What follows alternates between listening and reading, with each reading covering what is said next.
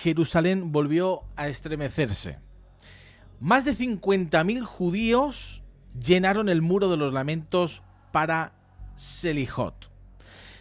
Esas oraciones de perdón que se recitan justo antes de las altas fiestas. Multitudes enteras clamaban con una sola voz: el Señor, Dios misericordioso y clemente. Imagina esta escena.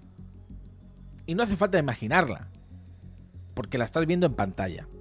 Esta imagen que ves, escuchar el sonido.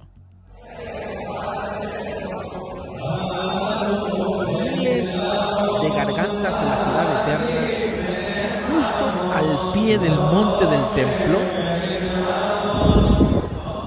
clamando misericordia y perdón. Y este no es solamente un acto religioso, y te voy a explicar por qué. Es un acto profético. El profeta Zacarías dijo en Zacarías 12:10: derramaré sobre la casa de David y sobre los habitantes de Jerusalén espíritu de gracia y de súplica, y mirarán a mí, a quien traspasaron, y llorarán como se llora por hijo unigénito. Lo que vemos hoy en el muro es un anticipo de esa promesa. Israel volviendo su corazón a Dios en medio de la presión mundial. Y atención, porque lo que está pasando al mismo tiempo, lo vimos esta semana, más de 60 naciones musulmanas e islámicas se reunieron el lunes para planear sanciones y acciones en contra de Israel. Y quiero hablar de más cosas, porque te voy a poner un vídeo ahora, también de esta semana. El presidente de Israel, Netanyahu, menciona a Jesús en un discurso. Estoy seguro que lo vas a querer ver. Lo vamos a ver más adelante, pero fíjate. Justo lo que está pasando ahora mismo, el momento tan profético en el que estamos viviendo, coincide con algo que, si hay algún momento en la historia para que todo el mundo vaya en contra de Israel, es este. Sabemos que hay una profecía que se tiene que cumplir y no falta mucho, y es la que se encuentra en Zacarías 12, capítulo 12, versículo 2 y 3, que dice: aquí yo pongo a Jerusalén por copa que hará temblar a todos los pueblos de alrededor. Y en aquel día pondré a Jerusalén por piedra pesada a todos los pueblos, todos los que se la cargaren serán despedazados, bien que todas las naciones de la tierra se juntarán contra ella. El discurso que yo te voy a poner dentro de unos minutos es un discurso que hace sobre la ciudad de Jerusalén y la importancia que tiene Jerusalén en la historia. Fijaros, cuando dice copa que embriaga, se está refiriendo a Jerusalén como el centro del conflicto que va a desestabilizar a las naciones vecinas. Y hoy lo vemos. Irán, Turquía, países árabes, todos están puestos con la mirada a Israel. El mundo entero está también mirando a Israel y está diciendo que es un país que está cometiendo un genocidio. Cada vez más el mundo, que antes, justificadamente, el 7 de octubre, cuando fue atacada por Hamás, el mundo no vio mal la respuesta a Israel, cada vez más todo el mundo se está preguntando, todo el mundo, si está traspasando la línea o no Israel. Hay mucha gente que está hablando sobre este asunto, es un asunto mediático, y mucha gente haciéndose preguntas. Pero la profecía sigue diciendo que lo pondrá por piedra pesada, que significa algo que todos intentarán mover o controlar, pero solo terminarán lastimándose a ellos mismos.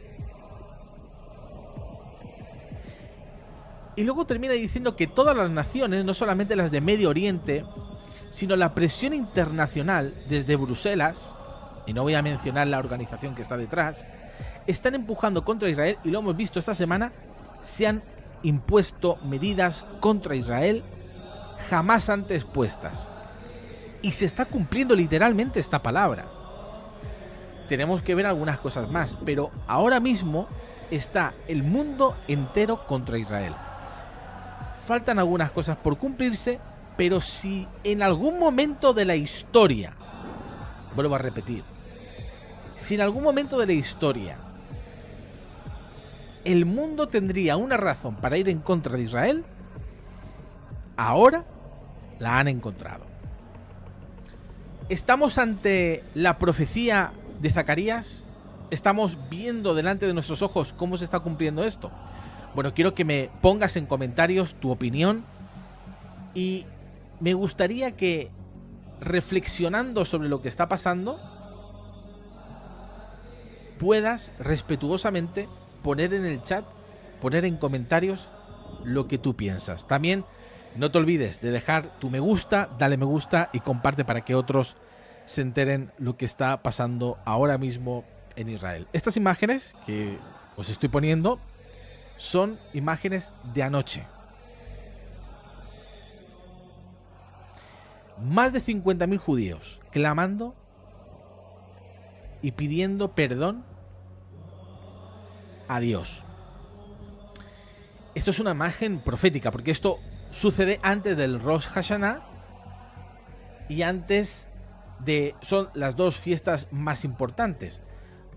Rosh Hashanah, que es la fiesta más importante porque es el nuevo año, lo podríamos decir así. El Rosh Hashanah es el año nuevo para los judíos, que coincide con el 23 de septiembre, creo que es el 23 de septiembre, y Yom Kippur, que es la fiesta de la expiación. Son las dos fiestas más importantes, son las más importantes. Perdón que están ahora mismo ladrando, pero tengo un perro muy ladrador. Pero fijaos que ahora mismo lo que estamos viendo es el cumplimiento profético de una de las profecías más increíbles. Más increíbles. Ahora os voy a poner un vídeo que Netanyahu menciona a Jesús, y quiero que me lo pongáis si creéis que es Jesús del que está hablando. Pero fijaos el discurso sobre Jerusalén de esta semana del primer ministro de Israel, Benjamín Netanyahu. Vamos a escucharlo, porque creo que no tiene desperdicio escucharlo. Vamos a quitar el volumen y vamos a poner el vídeo. Fijaos lo que dice. En el año 1998 tuve el honor de recibir al entonces primer ministro de Turquía. Su nombre era el señor Elmas. En aquella época teníamos unas relaciones maravillosas con Turquía. No han resistido esta prueba del tiempo, pero en aquel momento eran muy buenos. Y después de una maravillosa cena, en la residencia del primer ministro, Tomé un café en la sala y le dije: primer ministro, tengo un favor que pedirle. Y él dijo: sí, adelante. Y yo dije: hay una antigua tabla, una significativa tabla de piedra en hebreo, que fue encontrada en el túnel subterráneo que acabamos de explorar. Está aquí mismo, justo en este lugar, que fue cuidadosamente cavado y descubierto hace 2700 años por el rey Ezequías, es decir, 300 años después del rey David, y marca el lugar donde se encontraron dos equipos de excavadores, tal como se describe aquí, dos equipos de trabajadores arqueológicos. Se encontraron cuando cavaron este canal debajo de Jerusalén para conectarlo con la fuente de agua. La fuente de agua y el estanque de Siloé estaría completamente subterráneo, a salvo de los enemigos. Y cuando los dos equipos se escucharon, empezaron a cavar el uno hacia el otro, y en el lugar donde se encontraron y completaron el túnel, colocaron esta tabla en hebreo, la Biblia, hablándonos, porque ese canal, la excavación de ese canal, está descrita en la Biblia. Y aquí vemos que en hebreo bíblico, quizás excepto los rollos del Mar Muerto, es el descubrimiento arqueológico más importante de Israel. Y le dije: mira, tengo una propuesta para ti Sabes, tenemos miles de artefactos otomanos en nuestros museos. Elige el que quieras. Puedes llevártelo, es tuyo. Hagamos un intercambio. Y él dijo, no, lo siento, no puedo hacer eso. Y le dije, bueno, llévate todos los artefactos de nuestros museos. Y él dijo, no, no puedo hacer eso. Y yo dije, bueno, dime tu precio. Y dijo, primer ministro Netanyahu, no hay precio. Y yo dije, ¿por qué? Dijo, bueno, hay un creciente grupo de electores islamistas encabezados por el entonces alcalde de Estambul, ya saben su nombre, y habría indignación en este sector del pueblo turco si le diéramos a Israel una placa que mostraría que Jerusalén es suya. Fue una ciudad judía hace 2700 años. Bueno, fue una ciudad judía hace 3000 años. Y justo aquí pasamos por el conducto por el que el general de David, Joab, subió con algunos valientes soldados para conquistar la ciudad desde dentro. David la declaró su capital, Jerusalén DC, la capital de David.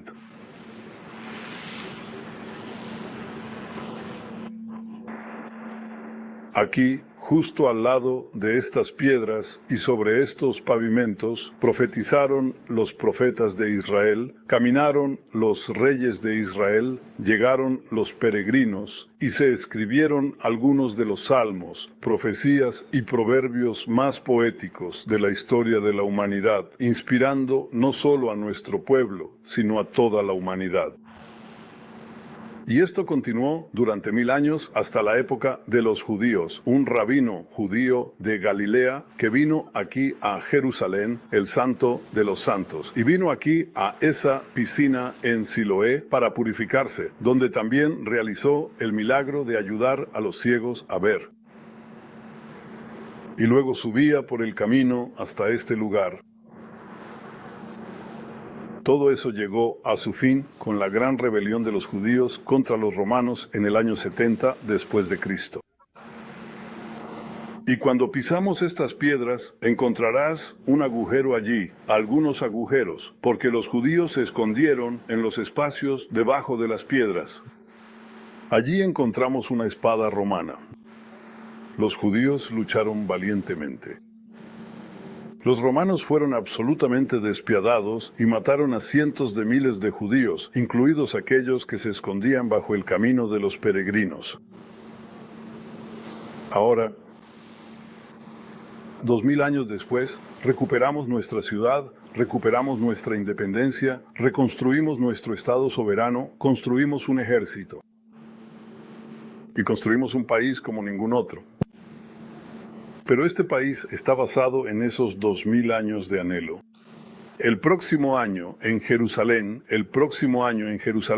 no importaba si estabas en el gueto de Toledo o en el gueto de Varsovia. Eso es por lo que rezaban los judíos, el próximo año en Jerusalén. Bueno, aquí estamos. Esta es nuestra ciudad. Señor Erdogan, no es su ciudad, es nuestra ciudad.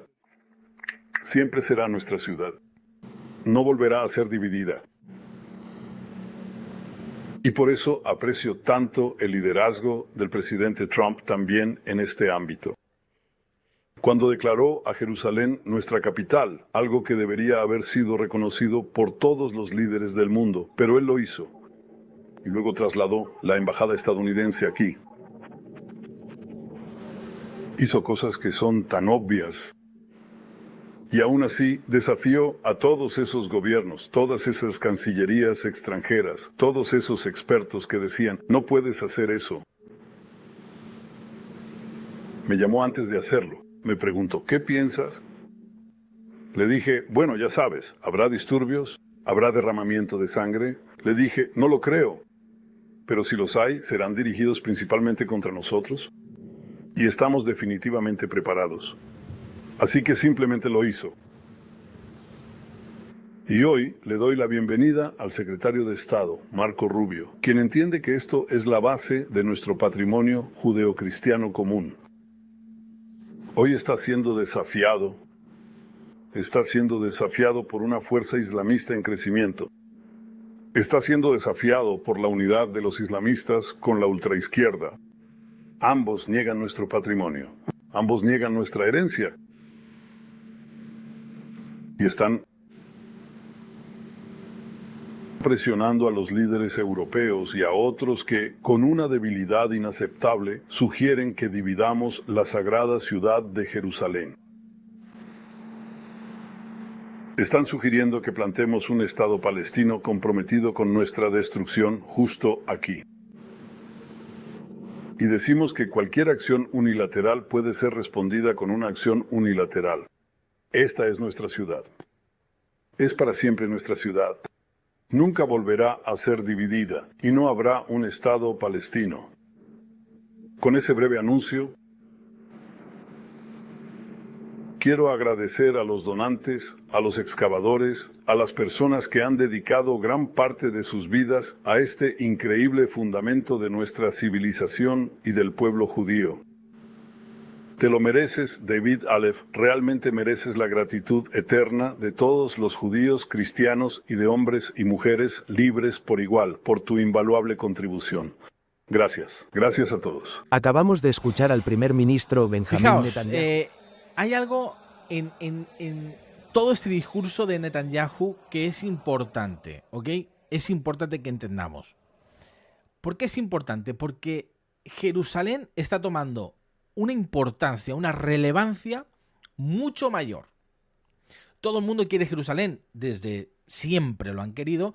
En este discurso se dirige al presidente de Turquía, que lo podemos encontrar en la Biblia como Togarma, en Ezequiel, capítulo 38. Podemos encontrar a Turquía, y el presidente de Turquía está, y lo hemos visto en otras ocasiones, está muy, pero que muy obsesionado con volver a conquistar Jerusalén. O al menos que Turquía, porque los otomanos estuvieron muchos años allí, que tengan parte o cosas que ver con Jerusalén. ¿Por qué Jerusalén es tan importante? ¿Por qué Jerusalén es tan importante? Y fijaos que Netanyahu habla sobre un milagro en Siloé. Siloé, y esto es muy interesante, yo no sé si dejaros con la predicación de Steven el otro día, porque Steven lo explica muy bien en su libro, que habla de Jerusalén, dice, desde el principio hasta la eternidad. Steven explica por qué Jerusalén es tan importante. Lo que él describe es que Jerusalén fue el paraíso del Edén.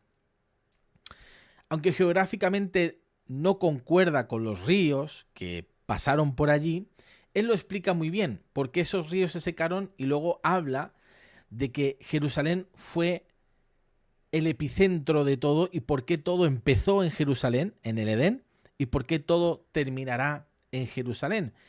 Sabemos que todo va a terminar un día en Jerusalén, pero sí que es cierto que mucha gente no compra esa idea de que Jerusalén sea el epicentro. Yo quiero que veáis, os pido por favor solamente una cosa, que prestéis atención a esta enseñanza, porque vais a entender muchas cosas, vais a entender por qué Jerusalén es tan importante, no solamente en los últimos tiempos, sino también en el principio, porque para entender los últimos tiempos hay que entender los primeros, hay que entender el porqué. Y si entendemos el porqué, entonces entenderemos muchísimas más cosas. Por eso quiero dejaros con esta enseñanza, porque me parece muy importante que entendamos por qué Jerusalén es el epicentro de todo. Por qué Jerusalén no solamente es el epicentro de todo, sino que un día todo acabará allí. Por eso es importante que entendamos por qué Jerusalén. Y yo por eso te voy a pedir que le prestes toda la atención a Steven en esta enseñanza, porque merece la pena. Vas a entender cosas que no habías entendido antes.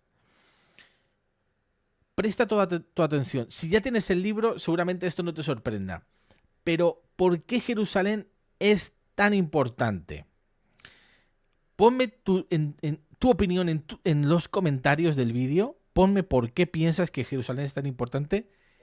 Y vamos a ver la enseñanza de Steven sobre Jerusalén. ¿Por qué Jerusalén es tan importante? Presta atención. Dale me gusta al vídeo, si no lo has dado, dale me gusta. Y también compártelo, porque estoy seguro de que esta enseñanza te va a volar la cabeza. El significado de Jerusalén. Y mi tesis principal en el libro, pongo una interpretación que tal vez cuando uno lee la Biblia no se da cuenta o porque no está escrito eso literalmente, lo que yo les voy a decir. No aparece de forma clara. Pero lo que hace la Biblia, un libro muy profundo, vamos a decir, nada que ver con espiritualidad o religión, pero literatura. Cuando una persona investiga un libro y analiza un libro desde el punto de vista de nada más literatura, lo que le da la profundidad o le da el valor a ese libro es que entre el texto que está escrito se encuentran pistas, se encuentran alegorías, se encuentran metáforas, cosas que cada vez que lo lees entendés más cosas, ¿sí? Y creo que el texto bíblico es el texto donde se puede cada vez leer más y más, y cada vez que lo lees, el mismo texto, encontrás más profundidad. Entonces, lo que yo descubrí después de investigar tanto, que mi tesis principal en ese libro que escribí es por qué yo creo que el mismo jardín del Edén, o el huerto del Edén, que aparece en Génesis capítulo 2 y 3, ese mismo lugar donde estaba el árbol de la vida, el árbol de la sabiduría del bien y del mal, geográficamente estaba ubicado en el mismo lugar de la ciudad de Jerusalén. Otra vez digo, eso no está escrito de manera abierta o de manera que uno lo puede realmente entender leyendo la Biblia, pero yo me di cuenta de lo siguiente. Génesis capítulo 2 y 3 habla de un lugar donde sale un río. Sí, ahora lo vamos a leer. Sale un río y hay un árbol de vida. Y cuando vamos al final de la Biblia, vamos a Apocalipsis capítulo 22, podemos ver que también ahí, en lo último de la Biblia, está la Nueva Jerusalén, y de la Nueva Jerusalén fluye un río y un árbol de vida. ¿Sí? Entonces la imagen, cómo comienza la Biblia, Génesis capítulo 2, y la imagen cómo termina la Biblia, es la misma imagen. Y por eso la Biblia, yo leo todas las historias de la Biblia, siempre son un círculo que se cumple. Comienza siempre en una situación y termina en la misma situación. Y por eso también la Biblia, si nosotros entendemos que el jardín del Edén o el paraíso, como está escrito en algunas traducciones, porque paraíso y jardín del Edén o el huerto del Edén es lo mismo. Pero si entendemos eso, que lo que aparece en Génesis capítulo 2 y 3 y lo que aparece en Apocalipsis 22 es el mismo lugar geográficamente, podemos entender que la Biblia es un círculo que se cumple. Pero cuando yo digo a la gente que creo que el jardín del Edén de Génesis 2 es el mismo lugar de Jerusalén, la gente no me cree. ¿Por qué? Vamos a leer lo que está escrito en Génesis 2, versículos 8 al 10. Y Jehová Dios plantó un huerto en Edén, al oriente, y puso allí al hombre que había formado. Y Jehová Dios hizo nacer de la tierra todo árbol delicioso a la vista y bueno para comer. También el árbol de vida en medio del huerto y el árbol de la ciencia del bien y del mal. Y salía de Edén un río para regar el huerto, y de allí se repartía en 4 brazos. Bien. En los próximos versículos están mencionados los nombres de esos ríos. ¿Sí? ¿Se acuerdan los nombres? Tigris, Éufrates, Pisón y Gijón. ¿Sí? Pero acuérdense lo que está escrito. Dios plantó un huerto. ¿A qué dirección? Al oriente. ¿Sí?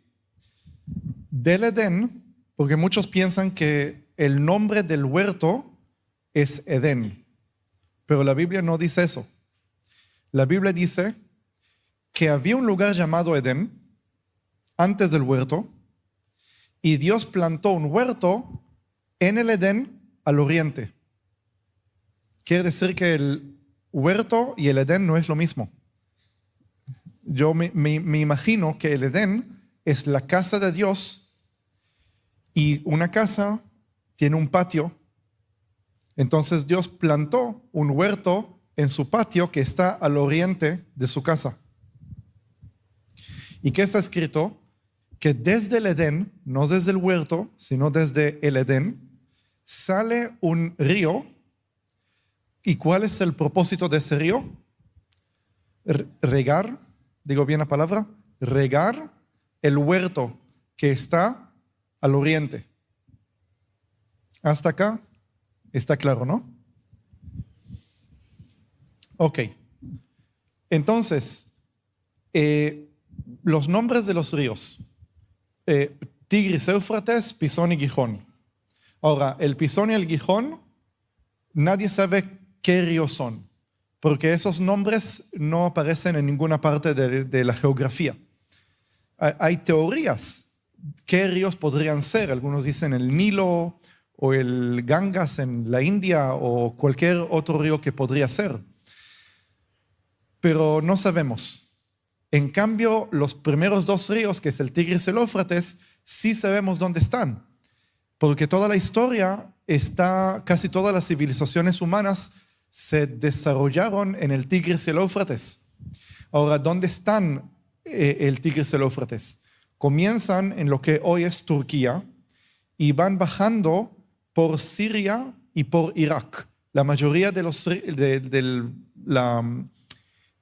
la longitud, se dice, de los ríos pasan por Irak.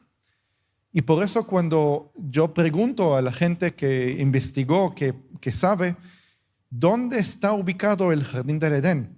Y dice, bueno, según lo que dice en Génesis capítulo 2, está mencionado el Tigris y el Éufrates, significa que el jardín del Edén tiene que estar en algún lugar en Irak. Pero ahí me di cuenta que hay un problema técnico. Porque, ¿qué es lo que dice Génesis 2? Que desde el Edén sale un solo río, y ese río se divide en 4. Y ahí el río empieza a fluir por muchas partes del mundo.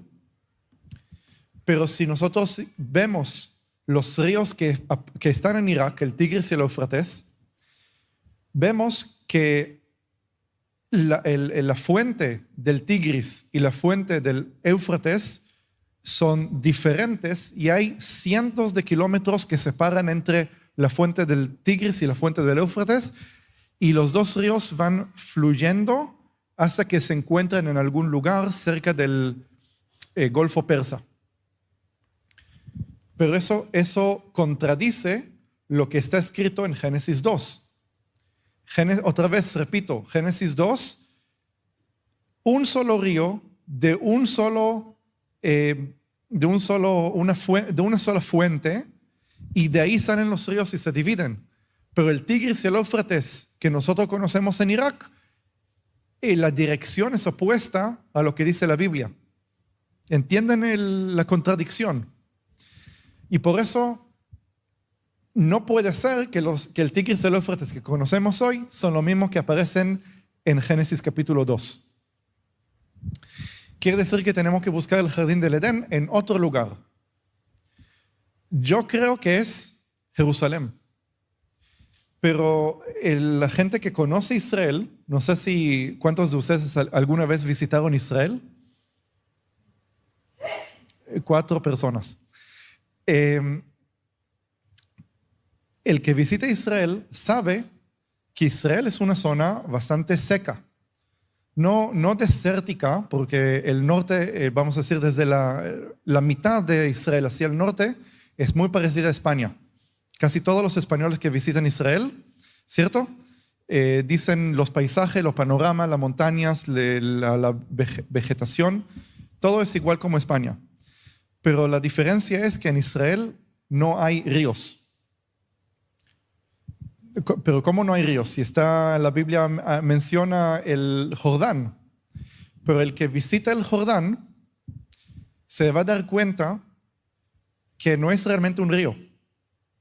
Porque uno se imagina el Jordán, pero cuando lo ve se decepciona.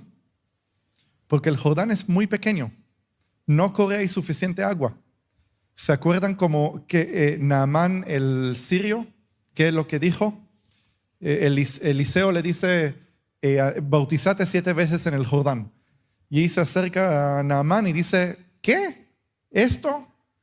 En mi país hay ríos mucho más grandes, mucho más lindos.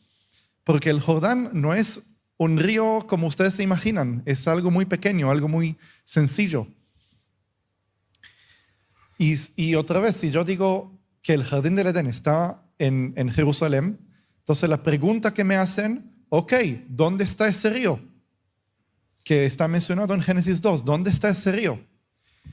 Bueno, quiero decirles que la situación geográfica de Israel no siempre fue lo mismo.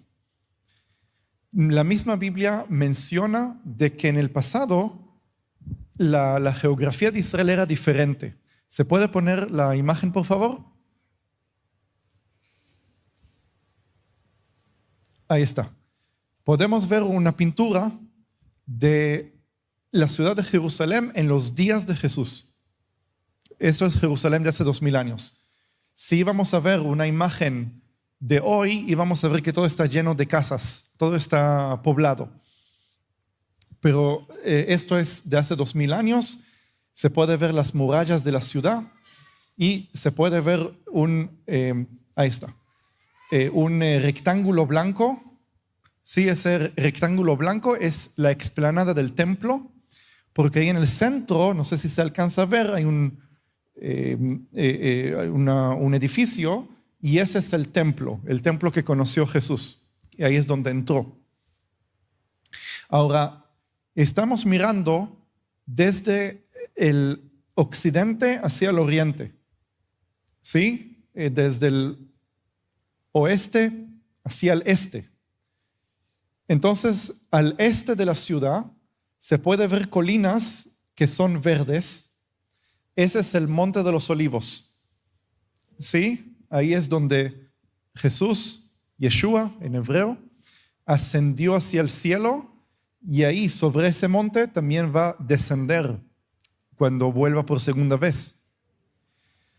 Pero fíjense que detrás del Monte de los Olivos se puede ver que hay montañas, pero esas montañas están secas, ya no están verdes, sino que es un desierto. Y ese desierto no es muy grande, tiene unos 30 kilómetros, hasta que llega al fondo y se puede ver ahí agua. ¿Cierto? Esa agua es el Mar Muerto. Entonces, ese desierto es el desierto de Judá. Ahí es donde, después que Yeshua fue bautizado, ahí es donde caminó durante 40 días y 40 noches ayunando. Ese es el desierto. Y en el fondo, donde está el Mar Muerto, ahí es también donde estaba Sodoma. Si uno viene hoy a Israel y visita esa zona, va a ver que es un desierto completo. Tal vez un poco de árboles, un árbol acá, un árbol allá, pero todo está seco completamente. Vamos a leer qué es lo que dice la palabra de Dios acerca de esa zona. Eso está en Génesis capítulo 13, versículo 10. El contexto es la separación entre Lot y Abraham. ¿Se acuerdan que ellos se separaron? ¿Sí? Y alzó Lot sus ojos y vio toda la llanura del Jordán, que toda ella era de riego como el huerto de Jehová, como la tierra de Egipto en la dirección de Zoar, antes que destruyese Jehová a Sodoma y a Gomorra. Bien, entonces, cuando Dios destruyó Sodoma y Gomorra, vino una maldición sobre ese valle y se transformó en un desierto que se puede verlo hasta el día de hoy. Pero ¿cómo fue el valle de Sodoma antes que Dios destruyó Sodoma? Como el huerto de Jehová, el huerto del Edén. ¿Sí? Ya esto nos da una pista que nos conecta con el jardín del Edén, pero no es la prueba, sino es una pista.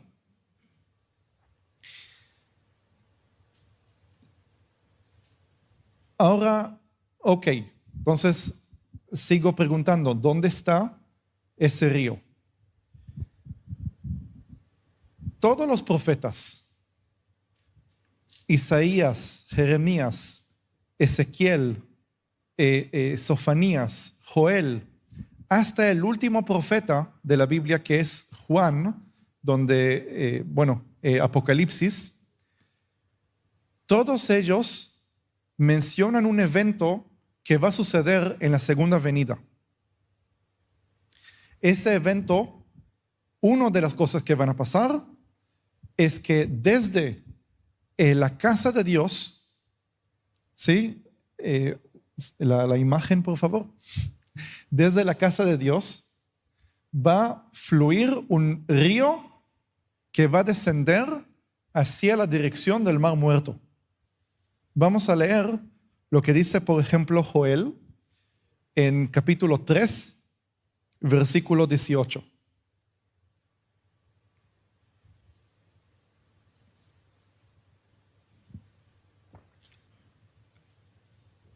Sucederá en aquel tiempo que los montes destilarán mosto y los collados fluirán leche, y por todos los arroyos de Judá correrán aguas, y saldrá una fuente de la casa de Jehová y regará el valle de Sittim. El valle de Sittim es el mismo valle del Mar Muerto, y lo que está describiendo el profeta Joel es esa agua que va a salir como un manantial, una fuente de agua desde la casa de Dios en Jerusalén, y va a descender sobre todo el desierto de Judá. Vamos a ver lo que también describe Ezequiel de ese mismo río. Vamos a leer Ezequiel 47, el versículo 1, nada más para ponernos en contexto, y luego desde el versículo 7 al 12.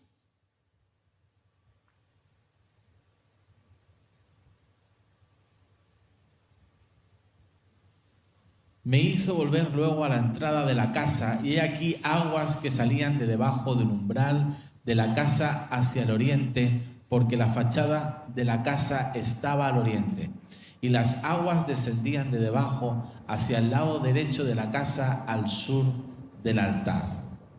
Y el versículo 7. Y volviendo yo, vi que en la ribera del río había muchísimos árboles a uno y otro lado. Y me dijo, estas aguas salen a la región del oriente y descenderán al Arabá, y entrarán en el mar, y entradas en el mar recibirán sanidad las aguas. Y toda alma viviente que nadare por donde quiera que entraren estos dos ríos, vivirá. Y habrá muchísimos peces por haber entrado allá estas aguas, y recibirán sanidad. Y vivirá todo lo que entrare en este río. Y junto a él estarán los pescadores, y desde En-Gadi hasta En-Eglaim será su tendedero de redes, y por sus especies serán los peces tan numerosos como los peces del mar grande. Sus pantanos y sus lagunas no se sanearán, quedarán para salinas. Y junto al río, en la ribera, a uno y otro lado, crecerá toda clase de árboles frutales. Sus hojas nunca caerán, ni faltará su fruto. A su tiempo madurará, porque sus aguas salen del santuario. Y su fruto será para comer, y su hoja para medicina.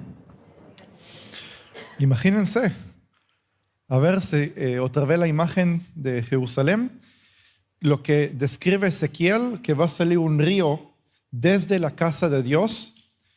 ¿A qué dirección? Al oriente. Quiere decir que esas aguas van a descender. Zacarías, capítulo 14, describe que el monte de los olivos se va a partir en dos. Eso va a pasar el día que el Mesías desciende del cielo, su segunda venida. El monte de los olivos se parte en dos para formar un canal para ese mismo río que también Joel, también Ezequiel, también Zacarías están describiendo.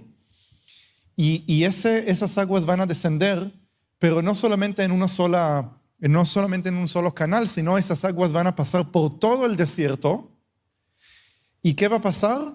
Mientras las aguas pasan, va a florecer, va a crecer árboles que no son árboles comunes, son árboles que las hojas de esos árboles pueden traer sanidad a todas las naciones. Y luego cuando esas aguas lleguen al Mar Muerto, ¿qué va a pasar al Mar Muerto? Va a resucitar. Van a haber peces, se va a poder pescar. ¿Sí? Entonces, ese desierto va a dejar de ser desierto, va a florecer de nuevo como era en la antigüedad, como Lot vio. Y nada más para cumplir con esa visión, vamos a leer lo que dice Isaías, capítulo 51, versículo 3.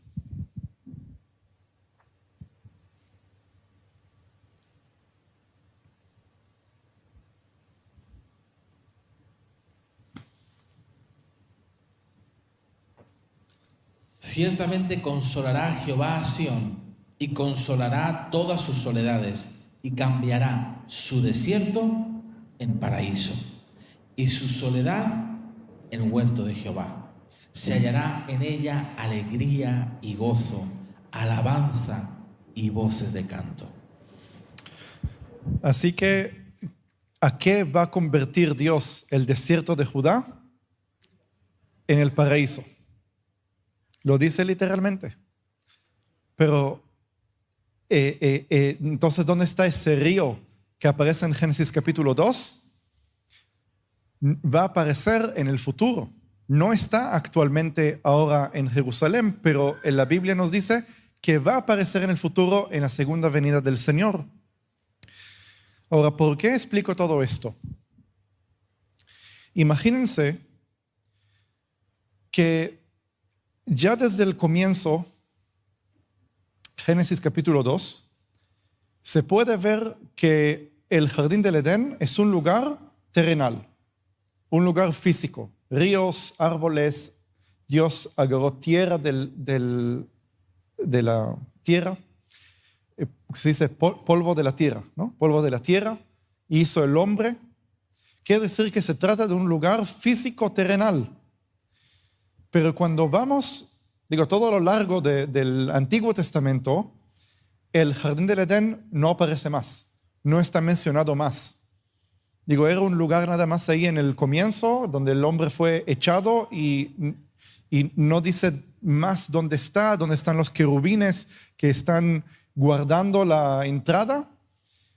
Y luego, cuando vamos al Nuevo Testamento, ¿dónde aparece el jardín del Edén?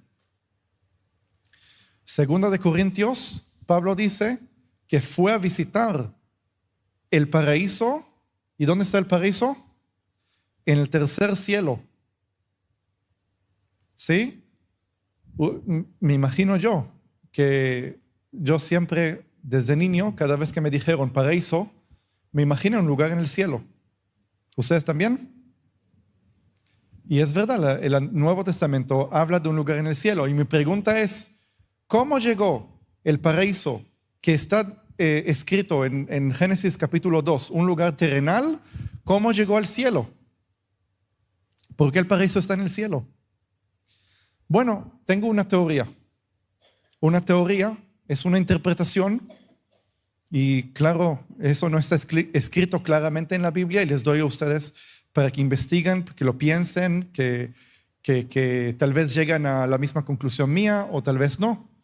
Pero mi teoría de cómo llegó el paraíso, el jardín del Edén que está en la tierra, hacia el tercer cielo, es que al comienzo, cuando Dios creó el mundo, Él no creó dos mundos paralelos.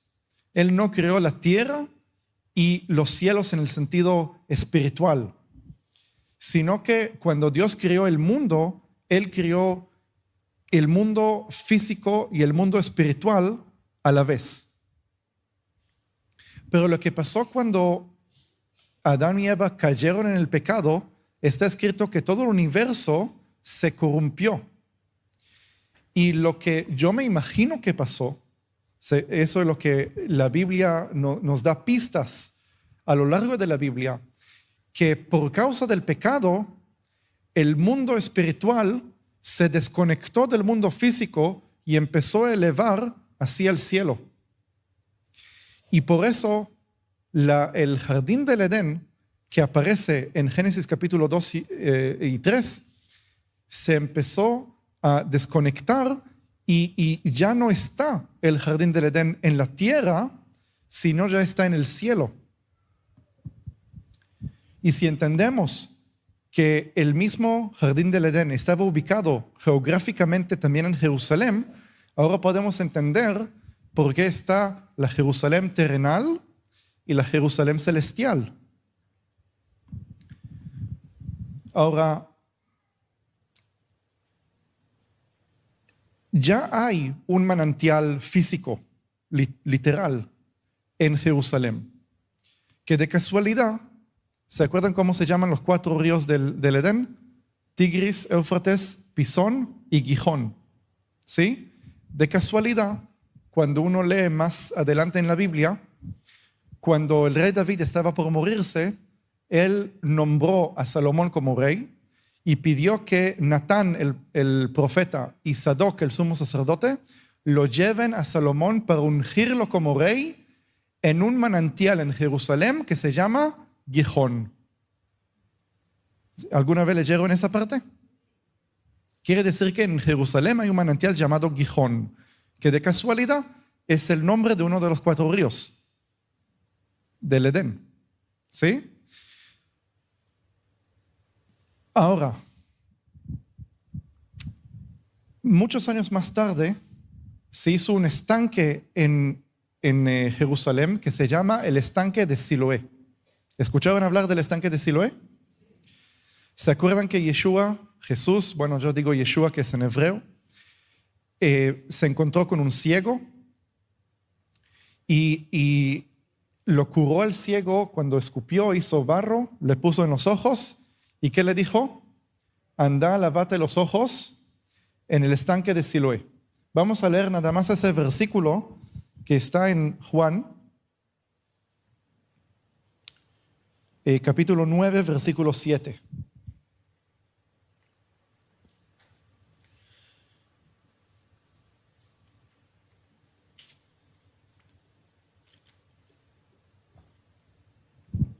Y le dijo, ve a lavarte en el estanque de Siloé, que traducido es enviado. Fue entonces y se lavó y regresó viendo. Bien, a mí me gusta Juan porque él siempre agrega algo entre paréntesis. Y ese paréntesis nos da mucha información, porque dice que vaya y lave los ojos en un lugar llamado Siloé. En hebreo se pronuncia Shiloach. Y ahí Juan, entre paréntesis, explica que el nombre de ese estanque tiene un significado. Y el significado es enviado. ¿Por qué se llama el estanque enviado? El manantial el Gijón está un poco más al sur del monte del templo, pero alguien antes del tiempo de David excavaron un túnel dentro de la roca artificial, que ese túnel hace que las aguas que salen del Gijón lleguen al estanque llamado Siloé. Entonces, ¿por qué se llama Siloé? Porque alguien envió las aguas del Gijón de manera artificial hacia el estanque. Por eso se llama el estanque enviado, porque las aguas fueron enviadas hacia el estanque. ¿Bien claro? Entonces, el nombre es un nombre, técnico, de que, sí, esas aguas fueron enviadas. Pero que sepan, en la Biblia todos los nombres tienen un significado espiritual. Todos los nombres representan algo que es más allá. ¿Por qué era importante que el ciego lave sus ojos en el estanque que se llama el estanque del enviado?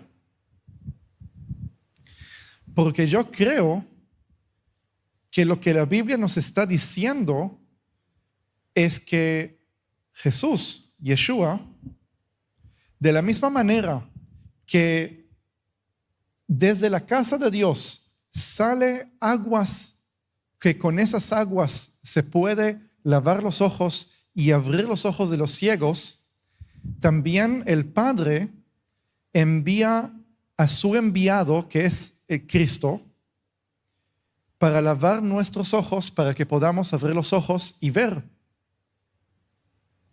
Yo creo que no es casualidad. Lo que yo creo que pasó, ¿saben ustedes cuál es la definición de desierto? La gente piensa que desierto tal vez es un lugar donde hay mucha arena. Se imaginan el Sahara. Pero la definición de un desierto es cuando falta agua. Cuando estás en un lugar que no tiene suficiente agua.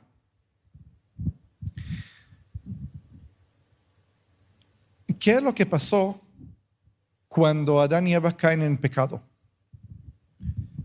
Cuando el mundo espiritual se desconecta del mundo físico, esas aguas que fluyeron desde el Edén y alimentaron, ¿se acuerdan para qué Dios hizo esas aguas?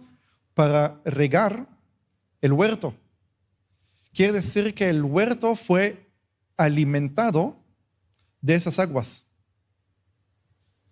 Cuando se desconecta el mundo físico, el espiritual del mundo físico, y el jardín del Edén eleva, si es así, eleva hacia el cielo, el grifo que alimentaba espiritualmente el mundo se cerró. Y por eso el mundo de hoy es un desierto espiritual. ¿Se acuerdan lo que Yeshua le dijo a la mujer samaritana? Que él puede ofrecerle a ella agua viva, que el que la toma no va a tener sed. Porque esa es la razón que el Padre envió al Hijo al mundo para abrir de nuevo el grifo que fue cerrado por Adán y Eva.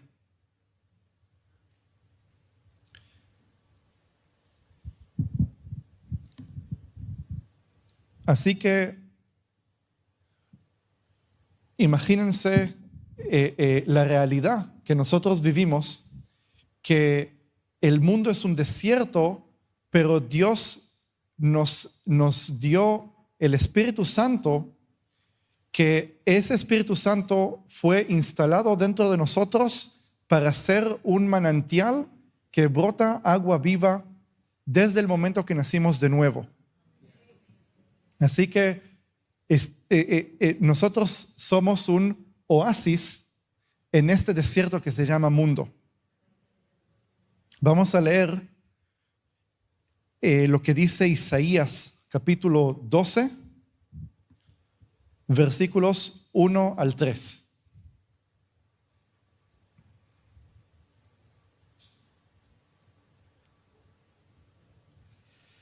En aquel día dirás, cantaré a ti, oh Jehová, pues aunque te enojaste contra mí, tu indignación se apartó y me has consolado.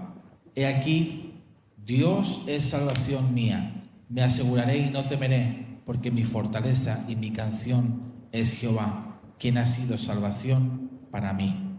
Sacaréis con gozo aguas de las fuentes de la salvación. Amén. Esto comenzó cuando después que Yeshua murió en la cruz, resucitó y hizo descender el Espíritu Santo en Pentecostés. Desde entonces nosotros los creyentes podemos disfrutar de esas aguas, pero la Biblia dice que va a llegar un día que la Jerusalén celestial va a descender y se va a unir con la Jerusalén terrenal. ¿Y qué es lo que va a pasar cuando eso sucede? Vamos a leer Apocalipsis, capítulo 22, el último capítulo de la Biblia, y vamos a leer el versículo 1 y 2. Después me mostró un río limpio de agua de vida, resplandeciente como cristal, que salía del trono de Dios y del Cordero. En medio de la calle de la ciudad y a uno y otro lado del río estaba el árbol de la vida, que produce 12 frutos, dando cada mes su fruto, y las hojas del árbol eran para la sanidad de las naciones. Amén. ¿Vieron cómo el círculo se cerró? El mundo va otra vez a conectarse. No solamente nosotros vamos a hacer oasis en desierto, sino que ese río que hoy no está en la tierra, sino está en el cielo, se conecta de nuevo a la tierra y fluye y llena todo el mundo y va a convertir a todo el mundo en el jardín del Edén. Y eso suceda cuando esa nueva Jerusalén desciende. Bueno, esta fue mi tesis, mi explicación. Me gustaría terminar con una oración para poder pedirle a Dios que ese río que fluye de dentro de ustedes pueda tocar todo lo que es posible, tu casa, tu trabajo, tu familia, tus vecinos, la gente que no son creyentes, para que esas aguas los toquen. Y de la misma manera que el río que va a salir de la casa de Dios va a hacer que todo el desierto de Judá florezca, también todo lo que está alrededor tuyo florezca de la misma manera. Todo el desierto que ustedes entran va a florecer por causa del agua que Dios les ha entregado cuando nacieron de nuevo. Entonces voy a orar en hebreo, porque es mucho más cómodo para mí en hebreo.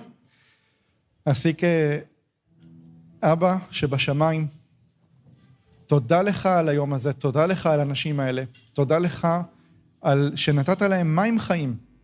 אני מתפלל שהמים האלה יוכלו לזרום מהם אל האנשים שזקוקים לשתות מהמים האלה. פתח את עיניהם ופתח את עיני הסובבים אותם, שיכירו אותך, שידעו אותך. תמלא אותם באהבה שלך, במים שלך. תודה לך, אדון, בשם ישוע משיח, en el nombre de Yeshua. Amén.